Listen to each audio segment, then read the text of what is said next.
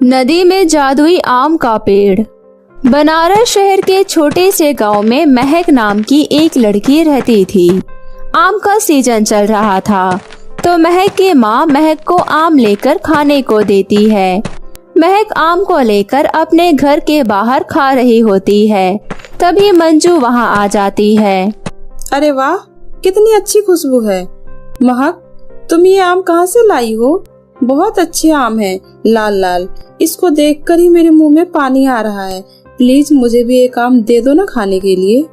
ना बाबा ना, मैं ये आम किसी को नहीं दूंगी। ये आम मेरी माँ ने मेरे लिए बहुत दूर से लेके आई है और ये आम कोई ऐसा वैसा आम नहीं है। ये बनारस का सबसे फेमस आम है।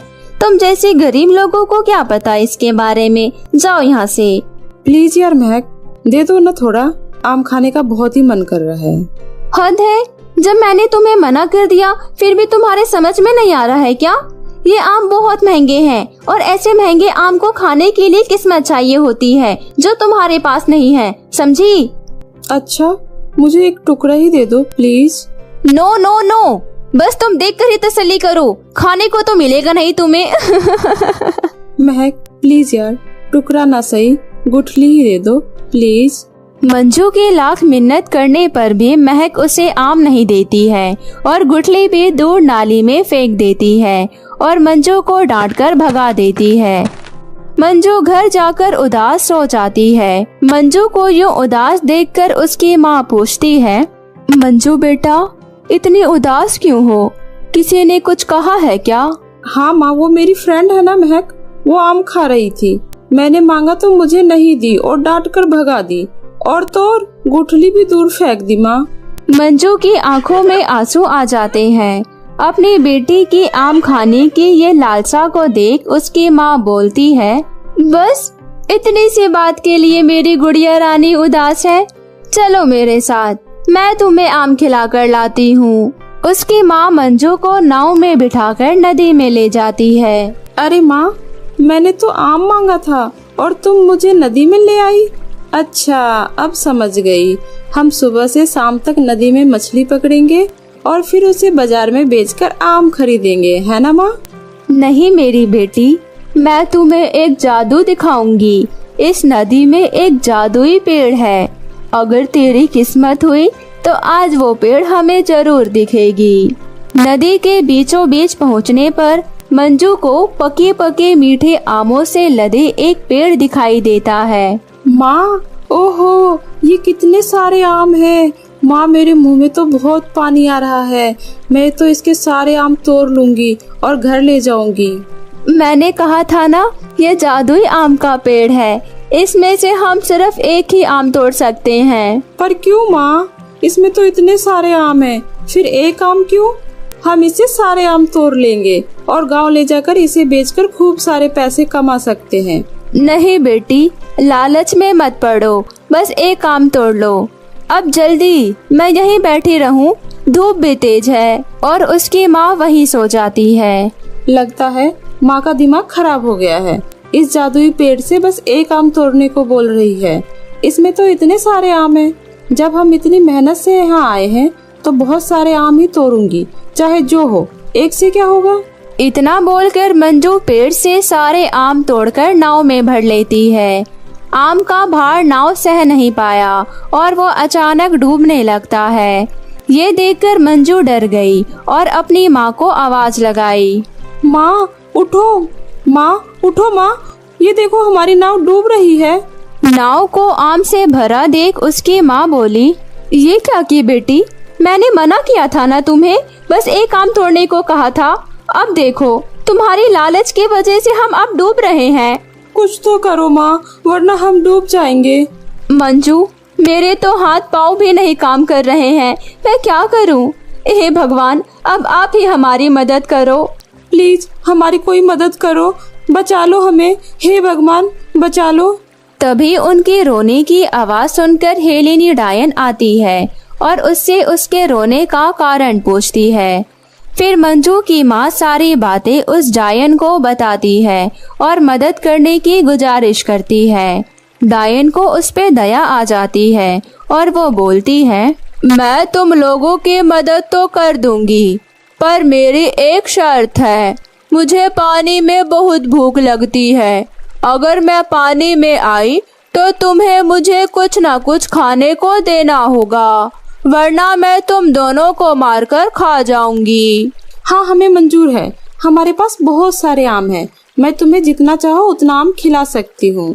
मैं यहाँ से एक एक आम फेंकती जाऊंगी और तुम खाते रहना। ठीक है, मैं तुम्हें और तुम्हारे इस नाव को किनारे पहुँचा दूंगी। बस खाने को देती रहना। फिर डायन नाव को अपने पीठ पर उठा लेती है और तैरने लगती है। मंजू ऊपर से एक एक करके डायन के मुंह में आम फेंकती रहती है और डायन दोनों को किनारे पर ले जाकर छोड़ देती है। लेकिन किनारे तक पहुँचते पहुँचते नाव में रखा सारा आम खत्म हो जाता है। बस लास्ट का एक आम ही बचता है। थैंक यू डायन जी। आज आप न होते तो शायद हमारी जान नहीं बचती।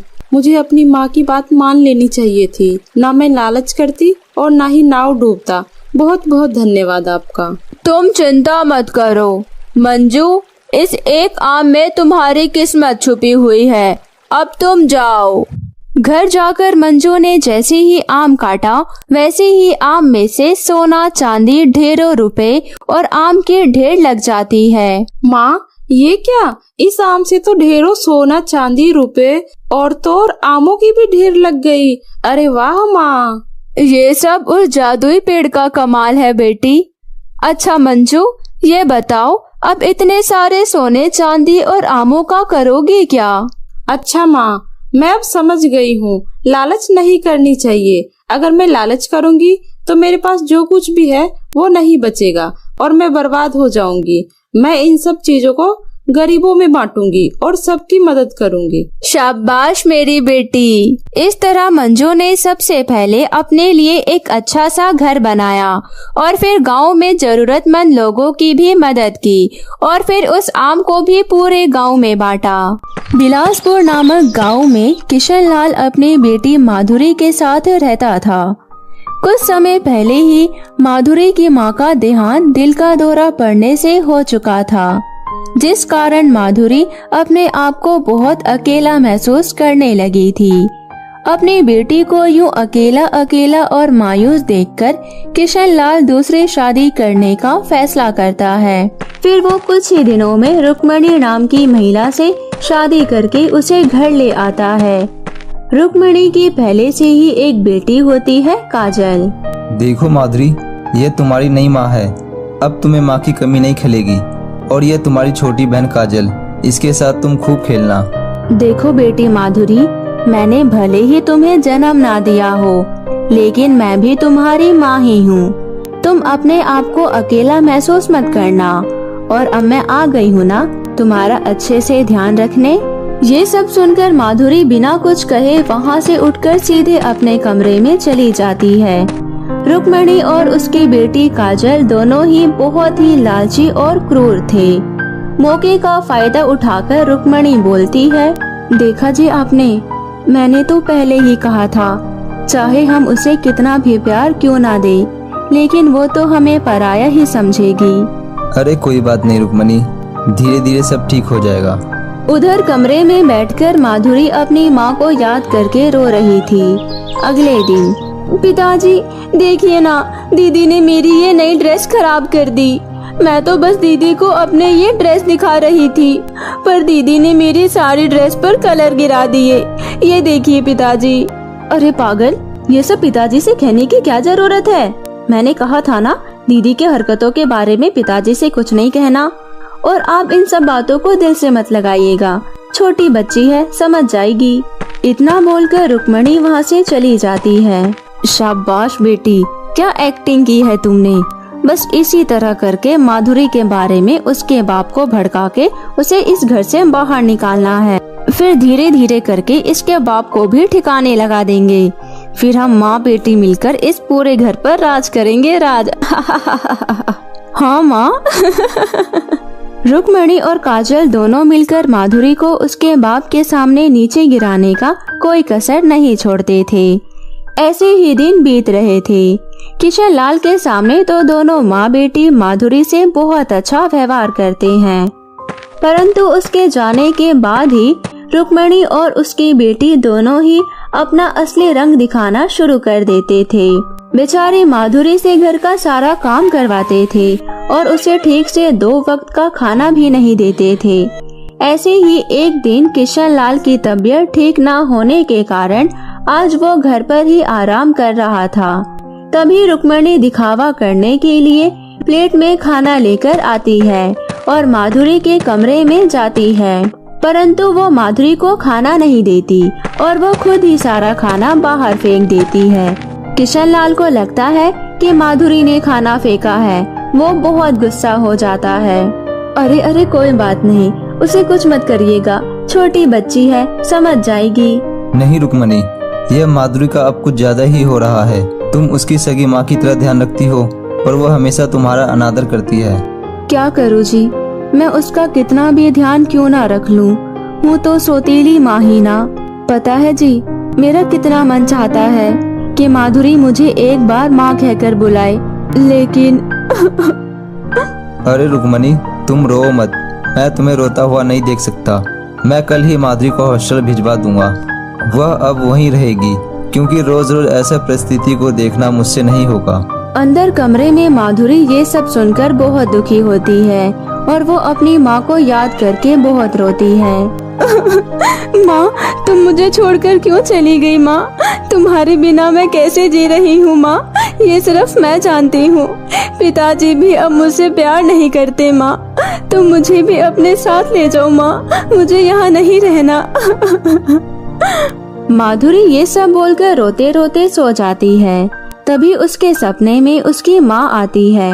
मेरी प्यारी बेटी माधुरी, तुम रोया मत करो, क्योंकि तुम्हें रोते हुए देखकर मैं बहुत दुखी होती हूँ। तुम हमेशा खुश रहना बेटी, मैं हमेशा तुम्हारे साथ और तुम्हारे पास ही रहूंगी। ये लो, ये कंगन तुम हमेशा इसको अपने पास ही रखना, ठीक है? ऐसे ही सुबह हो जाती है। माधुरी की आँख खुलती है। उसने देखा कि उसके तकिए के पास सच में ही कंगन थी। अरे सच में ये तो माँ के कंगन है, मतलब कल रात माँ सच में आई थी। माँ, अब मैं कभी नहीं रोऊंगी, क्योंकि अब आप तो हमेशा मेरे साथ हो। फिर माधुरी अपनी माँ की कंगन अपने अलमारी में संभाल कर रख देती है। काजल माधुरी को अलमारी में कंगन रखते हुए देख लेती है। वो जल्दी से जाकर अपनी माँ को बताती है। फिर रुक्मणी माधुरी के कमरे में आकर वो जादुई कंगन चुरा लेती है। अरे वाह, कितना सुंदर कंगन है ये। रुक्मणी अपने कमरे में जाकर वो कंगन पहन लेती है। कंगन पहनते ही वो बहुत ही बदसूरत हो जाती है और उसके हाथों का कंगन सांप में बदल जाता है, जिससे रुक्मणी बहुत डर जाती है और वो कंगन निकालकर फेंक देती है। जैसे ही उसने कंगन फेंका, वो कंगन दोबारा से सोने में बदल गया। अरे ये सब क्या हो रहा है? ये सब जरूर उस माधुरी की बच्ची का कोई नाटक होगा। अभी जाकर उस हरामखोर को मजा चखाती हूँ। जैसे ही वो माधुरी के कमरे में जाने के लिए आगे बढ़ती है, तभी अचानक उसके सामने हवा में उड़ता हुआ एक काला साया आ जाता है। ये देखकर रुक्मणी बहुत डर जाती है। अरे भूत, भूत, बचाओ मुझे कोई।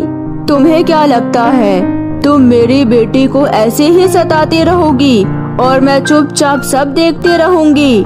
नहीं नहीं, मुझे माफ कर दो बहन, अब से मैं माधुरी को कभी नहीं सताऊंगी। अगर जान प्यारी है तो चुपचाप मेरे पति के पास जाओ और जो कुछ तुमने किया है वो सब कुछ सच सच बताओ। अगर नहीं बताएगी तो मैं तेरी जान ले लूंगी। नहीं नहीं बहन, मुझे कुछ मत करना, मैं उन्हें सब कुछ सच सच बता दूंगी। रुक्मणी के इतना कहते ही वो साया गायब हो गया। फिर रुक्मणी अब तक जो भी किया था वो सब कुछ अपने पति के पास जाकर उन्हें सारी सच्चाई बता देती है। ये सब सुनकर किशन लाल हैरान हो जाता है और कहता है, अरे तुम कैसी औरत हो? तुम्हारी बातों में आकर मैंने अपनी बेटी को अलग करने का फैसला कर लिया था। मैंने तो तुम्हें अपनी पत्नी की हैसियत से इस घर में लेकर आया था, पर तुमने क्या किया मेरी बेटी के साथ? तुम जैसी औरत को तो धक्का मार के इस घर से बाहर निकाल देना चाहिए। नहीं नहीं, ऐसा मत करिए, वरना मैं और मेरी बेटी कहाँ जाएंगे। मुझे मेरे दुष्ट कर्मों का सबक मिल चुका है, कृपा करके मुझे माफ कर दीजिए। ये कहकर रुक्मणी किशन लाल के पैरों में गिर जाती है और रोने लगती है। तभी माधुरी वहाँ आ जाती है और कहती है, पिताजी माफ कर दीजिए इन्हें। ये देखकर रुक्मणी को अपनी गलती का बहुत एहसास होता है और वो माधुरी से भी माफी मांगती है। माधुरी के कहने पर उसके पिता किशनलाल रुक्मणी को माफ कर देते हैं। उस दिन के बाद से रुक्मणी बिल्कुल बदल गई थी। वो माधुरी का बहुत ही अच्छे से ध्यान रखने लगी। ये सब देखकर माधुरी की माँ की आत्मा को शांति मिली। फिर उस दिन के बाद से सभी लोग मिलजुल कर हंसी खुशी रहने लगे। तो मेरे प्यारे दोस्तों, कैसी लगी आपको मेरी ये कहानी, मुझे कमेंट करके ज़रूर बताएं। और यदि कहानी अच्छी लगी हो तो अपने दोस्तों के साथ भी शेयर करें। Bye bye.